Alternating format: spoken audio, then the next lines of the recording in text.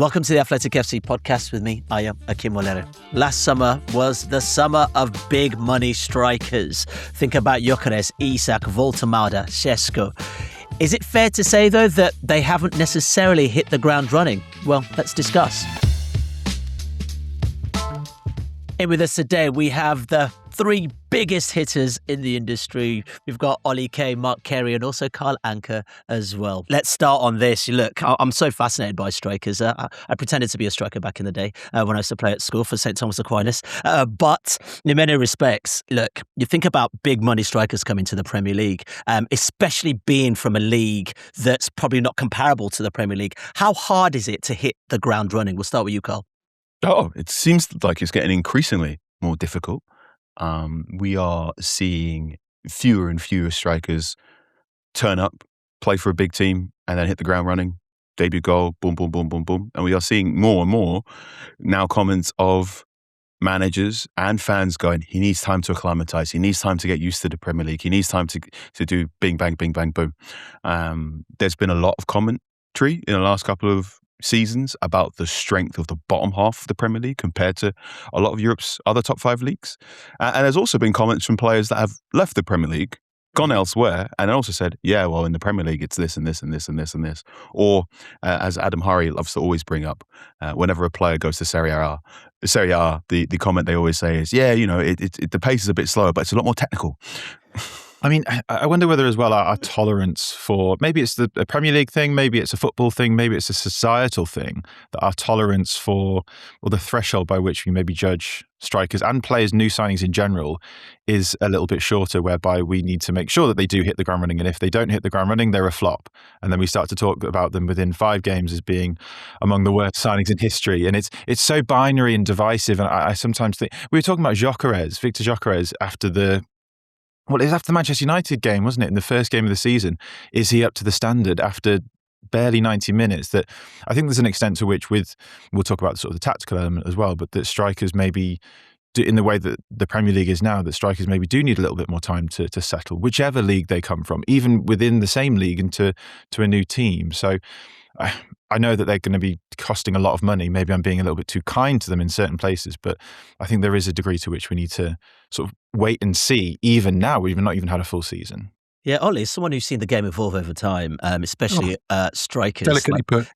I'm trying my best. But if you think about strikers like Batistuta, for instance, back in the day, Ronaldo, R9 in the day, I mean, what was expected of that striker versus what's probably expected of a striker right now are very different, aren't they?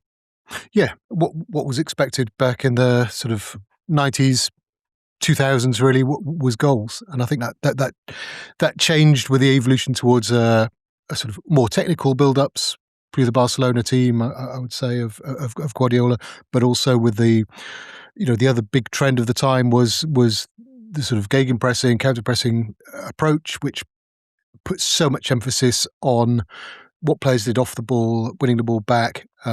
You had players like, for example, Harry Kane, who was really good at both of those things, and also at making goals.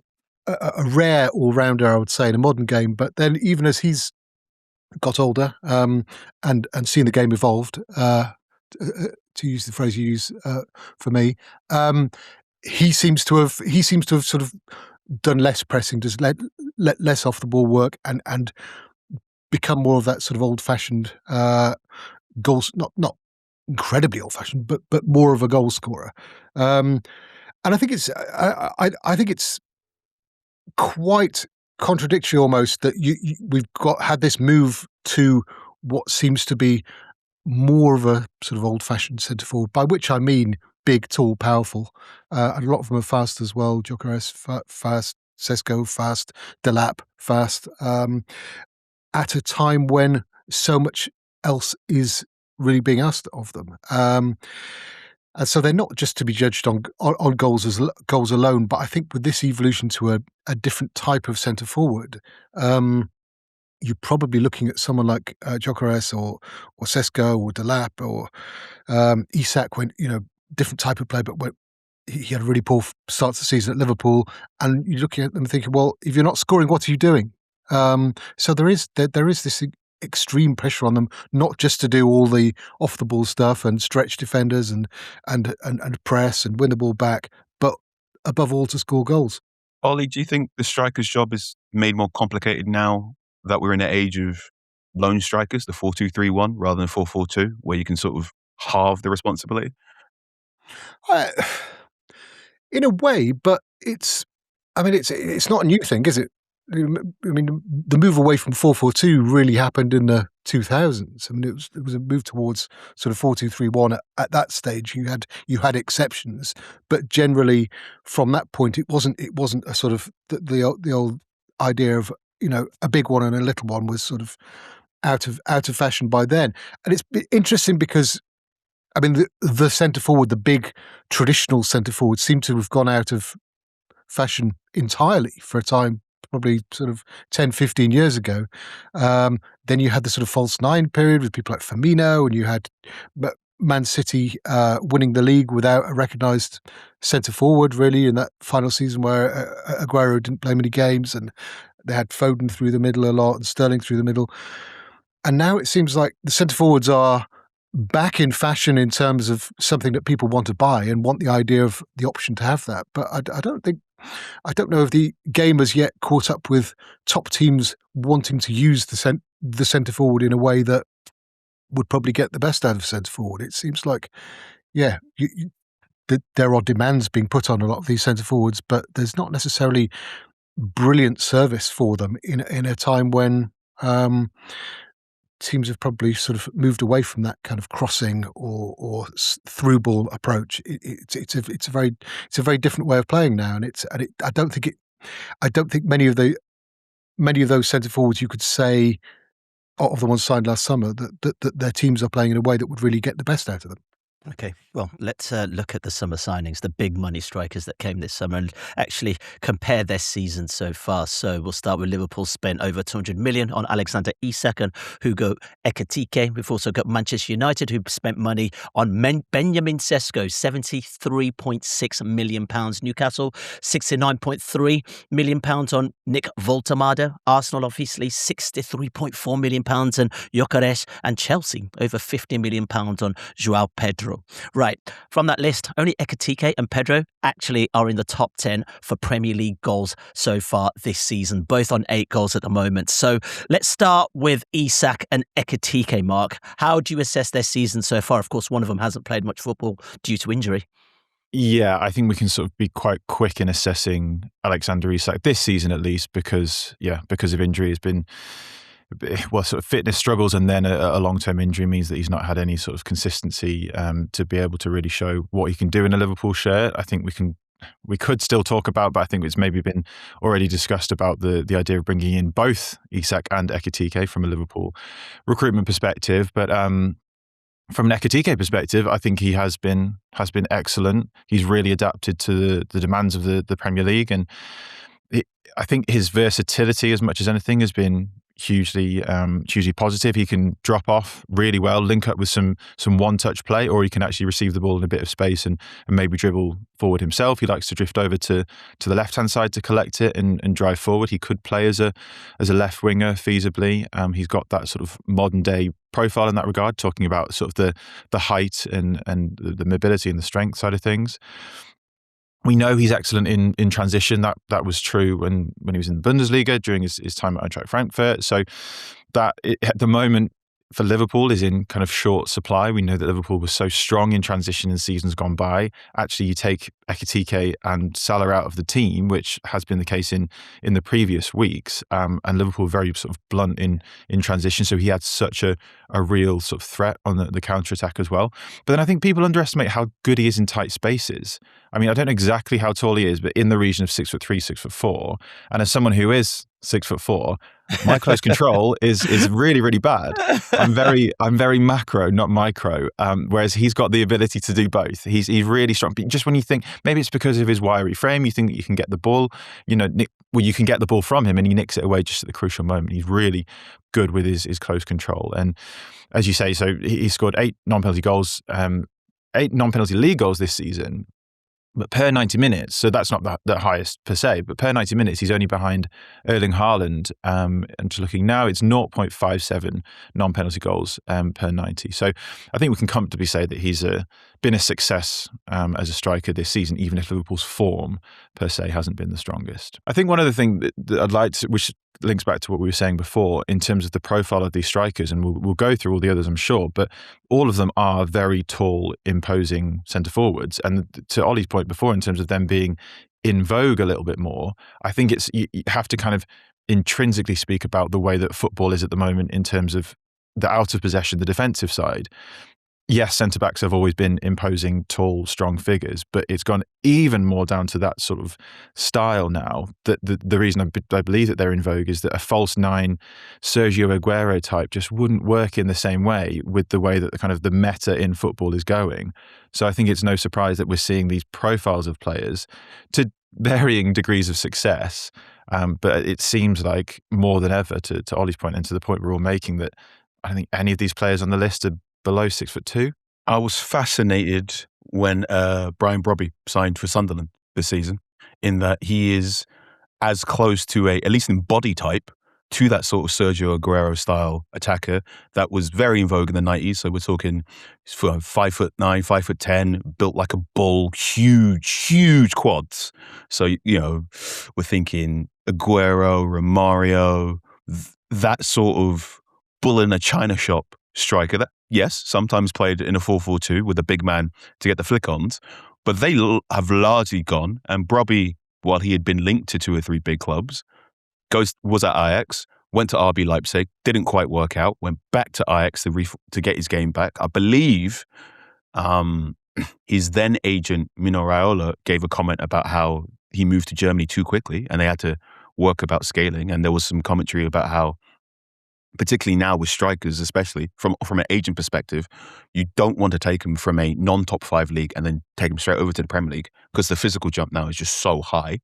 So that was really interesting with Brobby. I think Brobby's doing quite well at Sunderland. He's definitely doing bull at a china shop, and his ability to hold the ball up against defenders much bigger than him is fascinating. But we've been talking about this for at least 2 years, Mark, about skilled bigs. It reminds me a little bit of what we're seeing in basketball. So throughout the 90s, the center, your number 5 was a big guy and on all the offense went through him. Then you had the 3-point revolution, and then everyone, it's all about spacing and it's all about off-ball orientation and rotations. And then we had an era in basketball where you went, wait, if you could get a 6'5" man to have skills a little bit more like someone 6'1", then you've got the optimum. And I think we're seeing that in football, in that the old coaching adage, regardless of whatever sport you have, is a big one is better than a little one. But now it's, can you get a big one to play a little bit more like a little one, to have that sort of micro, not just macro movement? And Ekitike is fascinating to me. Of all the strikers on this list that we're going to talk to today, I think Ekitike is the most likely to have the strongest season. I think Ekitike is the most, in air quotes, legit striker right now. I'm more confident about Ekitike's career. I'm also going to say a lot of these players are just at the wrong club. Right? Okay. Interesting. Let's be really real. I'll come to you on Sesko in a sec, but let's go to Ollie on Woltemade then. Let him come in on this one. A player that actually started the season very well with Newcastle, but seems to have sort of dwindled away a little bit, as has Newcastle's form, to be fair, Ollie. Yeah, I was just looking at the stats and just trying to sort of remind myself of something, because I had it in mind that he'd barely been a sort of first choice regular starter in the Bundesliga for 6 months before he signed for Newcastle. So big transfer fee, but like, for example, Nicholas Jackson, very different player, but like Nicholas Jackson, we're talking about a sort of relatively small sample size in terms of the potential he'd shown and the sort of proven pedigree he'd shown in his case at Stuttgart. So up until December last season, he wasn't starting regularly for Stuttgart. Up until December last season, I think he'd scored 3 league goals in his career. So for him to come in to the Premier League, to a club like Newcastle, which was sort of crying out for a hero even more than the sort of cliched Newcastle love their number 9s talk, everything that had happened with Isak, they needed a centre forward or 2. He was there. He's sort of a strange looking footballer in some ways, unconventional looking footballer. And he doesn't particularly do the things you would expect a sort of 6'4" centre forward to do. He's very, very good feet, unlike Mark Carey. He's and he hit the ground running, and there was all the doubts that you were hearing, sort of narky remarks from Bayern Munich and other people in Germany saying that how much Newcastle had overpaid for him, and he did go in and hit the ground running. But I think as the season has progressed, I think he's probably found it harder. People, defenders have probably sort of worked him out a little bit in terms of what he's good at, where the pockets he likes to be in, the fact that he likes to come deep looking for the ball. And going back to something I said before, I would say that Newcastle, with the wide players that they have, although he scored a decent number of goals, it's 7 in the league, 10 in all competitions. I don't think Newcastle's wide players have, it's a team that was basically built to get the best out of Alexander Isak, which they did to great effect last season. And to go to a sort of Woltemade type centre forward, very unconventional type centre forward, is a big adjustment for them, and it's a big adjustment for him because I don't feel like Anthony Gordon, Harvey Barnes, Alanga, I don't feel like they're serving him in a way that you would look at him and think, oh, why hasn't he got 15 goals? I think he's done well to get the 7 Premier League goals he's got, the 10 in all competitions. Because I think this is a Newcastle team in evolution, and I think he has done well. But you probably would say that it's not yet clear how this team is going to evolve in a way that optimizes his talent and enables him to optimize the talents elsewhere in the Newcastle team. It's a strange fit, really. It's been really difficult for him because, like you said, Ollie, this is post Isak. Also, Callum Wilson had left Newcastle as well, so Newcastle needed 2 strikers. They were in very, very protracted conversations with Brentford for Johan Wissa, and it very much seemed to be Wissa was going to be the striker on day one, who's going to hit the ground running because he's Premier League proven, and Woltemade would slowly adjust and possibly even play off Wissa in a 2. What happened was Wissa has a very serious injury, which meant it only took until December, and him opting out of AFCON to start playing for Newcastle. Woltemade's had to play probably more minutes than initially expected, and because Woltemade, as you've already said, he looks a bit weird. He's a very, very slender ectomorph. There's a fantastic piece on The Athletic from Shara Shepherd on just how do you feed a player of that build, and how do you get enough nutrients into a football player of that build? And I highly recommend it. Not only is he tall, but he's also quite nifty and hard to get hold of. And there's also the interesting thing about Woltemade is for a player who is, and again, all these strikers now are of ambiguous height. I use the old wrestling adage now, they're billed at 6 foot, they're billed at whatever, but then you have to go stand next to them and go, wait a minute, you're lying about that. So he's billed at 6'6", I believe. Something rather, 2 meters tall. He might be even taller than that. For a player of that height, he spends a lot of time not in the penalty area. And I think that can be a head scratcher. His combination play and his link-up play is very, very good. And he might be, like another player on this list, more of a 9.5. Despite his obvious physical appearance, he might be better, even though he looks like a classic big man, he might be better playing as a little man off someone else to do some of the other penalty box operations. I think that's really interesting. I think it links with what you were saying, Ollie, in terms of Newcastle knowing how best to fuel him and how best to sort of profile him, because I think it depends on which wingers he plays with. And it was kind of the same with Isak. Isak thrived so much when he was playing with Jacob Murphy, who could be that same side, what I like to call the same-sided winger, where he's a right-footed player on the right-hand side, such that when the ball arrived to him, he got it out of his feet, played it into Isak in a sort of an old-school 1990s way. And they linked up so incredibly well for many seasons, but specifically that season, last season. And Woltemade dealt really well with some of the crosses that Murphy was playing in and scored off a couple of them already this season. And recently, Eddie Howe's gone to more Barnes and Gordon. And like any striker, if you're making a run, maybe having to make a run again because you're not entirely sure when the ball's coming in, I think that can be quite tricky sometimes. But then I think it's about getting Barnes and Gordon into more central areas, and they themselves can be the one to score as well. And Woltemade may be the one to sort of suffer from a goal-scoring perspective, but still is contributing to the wider attack. So I wonder, I agree with Ollie that he's maybe been found out a little bit, but then I think it's having those profiles together, certain profiles that work well together. I think he kind of makes more reliable runs when Murphy is in the team, or when he has maybe a bit more of a trust of when the cross is going to come in, he can make the run and be certain that he's going to get on the end of it. It's interesting. I was just looking at the names down the list, and it's basically Newcastle's shopping list for the summer. And Woltemade was some way down that, wasn't it? But obviously they wanted Isak, they wanted to keep Isak, they wanted to sign Ekitike, they wanted to sign Liam Delap, they wanted to sign Sesko. Woltemade was such a departure, not just in terms of going for somebody else, but going for a completely different style. So it's not as if this Newcastle team has been built to get the best out of him. And I think that shows, and I think in the circumstances, in terms of his individual contribution, I think it's been admirable, really, because I think he could have, a lesser player or a lesser person might have really struggled in that situation. Yeah. Okay. Let's move on. And I feel like one of those content creators. I'm going to talk about Victor Gyokeres now. So he's going to come on now, guys. Be nice. Be nice. Go on, Mark. Talk to me. Is it more to do with the service, or is he just struggling to adapt to the level of the Premier League? At the risk of swerving the question, I think it's a bit of both, bit of everything. I do think that to be true. I think that it speaks to everything we said before. Carl mentioned it really well. There's a massive adaptation from any league outside of the top 5 European leagues. He was scoring for fun in Portugal, but the question before he even kicked a ball in the Premier League was, can he adapt and adapt quickly? The answer is that he hasn't adapted quickly, but I still think again, time will tell us whether he will sort of be a bit more intelligent in his runs.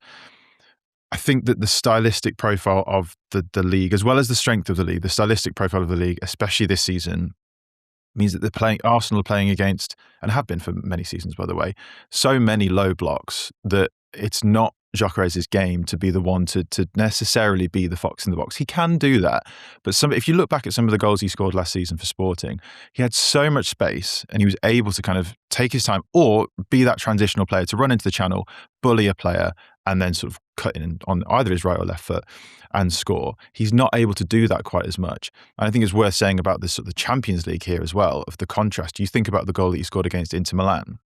Maybe not quite sort of the type of goal that I'm mentioning there, but there was more space for him because in the Champions League, teams are more likely to go toe-to-toe.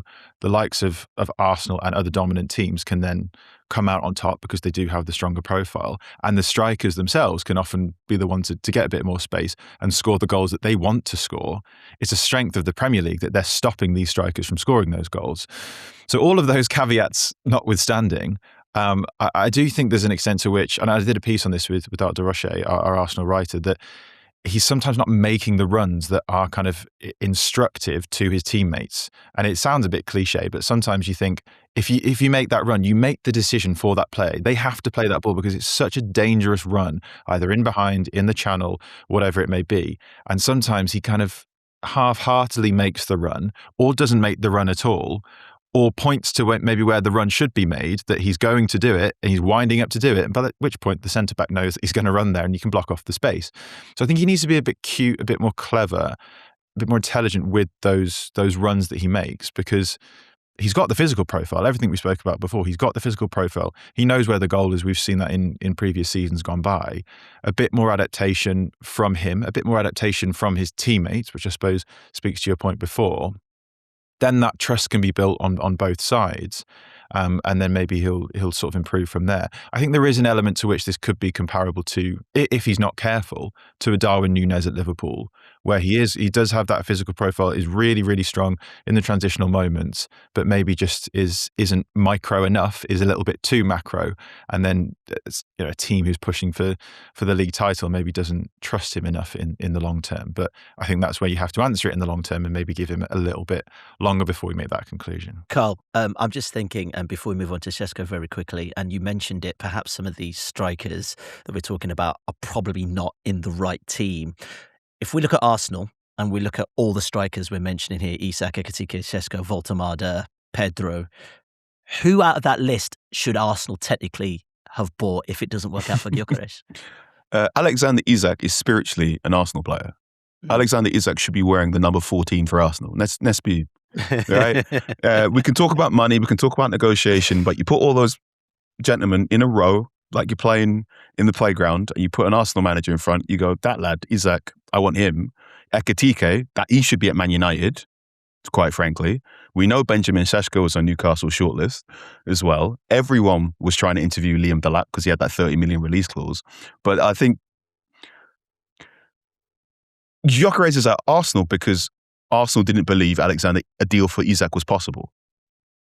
And obviously things changed throughout the window, and I don't want to say buyer's remorse, I don't want to say anything else, but Isak will probably likely be a success for Liverpool, but he should be an Arsenal player. Everything about him just screams Arsenal, and I mean that as a compliment. That is a great compliment. He just thrives in that transition. He has the Tyrion refinish down pat. Boom, boom, boom, boom, boom. That's an Arsenal player. I look at Hugo Ekitike and I'm like, that's a United player on the intangibles. By the way, Ekitike, very, very fun Instagram dump he did recently. And I think it's slide 7 out of 13. And he's going, every hero has a weakness. And it's Samson, haircut off. Achilles, and Achilles has been shot in his ankle. And then he goes, me, and his weakness is face a low block. So, he's self-aware as well, which again, I'm like, you're a United player. You like that? I like that. Sesko, come on. I mean, the interesting thing for me was I was at the Emirates on Sunday, and Victor Gyokeres and Sesko were on both of those teams' shortlists in the summer, right? Arsenal, I look at Sesko, United, I look at Gyokeres, and then both those players on the bench. And you're going, oh, right. Things change in Premier League football ever so quickly. Sesko, for me, is doing okay. I'd say I'm giving him a 6.5 out of 10 for his season so far. His goal rate is pretty good. There's a piece on The Athletic I did just towards the end of Darren Fletcher's caretaker stint as Manchester United coach. And his shot map, very nice. He's shooting often enough. I think he's averaging around about 4. In the most recent couple of games, he's averaging about four shots in a game. Good. That's what I want. I want you to shoot 4 times, especially on a big team. He's shooting from good areas. So again, you look at one of the things Mark and I always do when we get a shot map up, is the first thing we always look at, especially for young players, are they taking loads of shots from outside the box? Because we go, you gotta stop doing that and try and work your way into the 6-yard box. And then we also look at where are the big clusters from? Because that will indicate if there's an area in and around the box where a striker really likes to shoot from.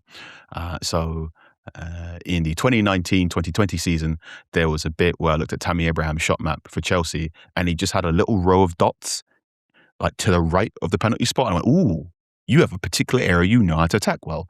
Or indeed, this season, I think everyone made a lot of jokes about Dominic Calvert-Lewin's shot map for Leeds because it was just all in a row. Because Dominic Calvert-Lewin knows exactly where he needs to be if he wants to score a goal, because that's his zone. So Sesko's shot map is good. Not too many shots from outside the box. A lot of shots, not in the 6-yard box, but in the second 6-yard box. There's a great piece from Jacob Whiteley about the second 6-yard box, which is this gap between the penalty spot and the 6-yard box that Alan Shearer and Gary Lineker have spoken loads about on Match a Day. Like, this is where you get at least 10 of your goals in a season. The problem I'm having with Sesko, and this is problem with an asterisk, is he's too nice. All right. And maybe this is me getting a little bit too old and I'm getting greys in my beard and I can't run anymore. So I now get annoyed when I see people who can run aren't doing it properly. But Sesko, for a striker who is 6'5" and has the pace to outstrip most defenders in the Premier League, he doesn't play football like he's trying to hurt the ball when he kicks it. And he can. There are lots of shots he's having where they're quite soft and guided towards the corner. And you're going, no, put your foot through it, lad. That's really interesting because I mean, looking at this list, they look. Most of these guys look like nice, well-behaved players on the Premier League on the pitch. They're not, there's not a Diego Costa amongst this lot. There's not. I mean, Diego Costa may be an extreme example, but they're very nice. They're not massively physical in terms of putting themselves about. Rasmus Højlund seemed to have a lot of the attributes that would make you think there's definitely a player in there. There's definitely a centre forward in there. He signed for Manchester United at 20, I think, and couldn't hit a barn door for the first few months he was there. Then went through his run of, I think he scored 8 goals in 8 games sort of in the second half of that season. Ended up with 10 Premier League goals his first season as a 21-year-old. That seemed good, and he just didn't kick on. And he never seemed to have, I mean, obviously last season was difficult to Manchester United, change of manager, change of system, but he didn't really show the sort of pure aggression and pure hunger. I didn't think he looked a little bit daunted, I guess, at times at Man United. All right, let's move on. Let's have a little quiz, a little palate cleanser as we're talking strikers. And this is the question, gents. Can you name the strikers with the most goals scored in their debut Premier League season? I want the top 5 here. Okay, so strikers with the most goals scored in their debut Premier League season. We're looking at the top 5. So, I mean, one's quite easy. I think I've got one. Yeah, go for it. I've got them here, so I'll take them. I think Fernando Torres for Liverpool in 2007-8. Yes. Do you know how many goals? Do you remember? Oh, that'd be tough. 19? Okay, fine. No, it's 24. I mean, the obvious one is Erling Haaland. Yes, Of course. Aguero, Van Nistelrooy. Aguero, yes. Joint 5th, yes, with Ruud van Nistelrooy. Well done, Ollie. Nice one. I don't know whether one is maybe on a technicality. I could be wrong. Would Kevin Phillips be one because it was coming up from knowledge, Yeah. knowledge, Mark. But surely Andy Cole would be more than Kevin Phillips. Oh, Ollie! Clean sweep. Come on, Ollie. You rescued it there. Everyone was looking in the air. Ollie came in with vintage. I love it. I wouldn't have said Kevin Phillips, that's for sure. But, all right. Yeah, Andy Cole. Well done. Yeah, I really enjoyed that discussion, guys. As always, Ollie, Carl, Mark, I really appreciate your time. And also thank you guys for joining us as well. We'll be back soon. For more from the Athletic FC podcast, make sure you like and subscribe to the channel. We've got top journalists like David Ornstein, Matt Slater, Adam Crafton, Carl Anka, and plenty more through the entire season. Make sure you don't miss an episode of the Athletic FC. You can get it wherever you get your podcasts from.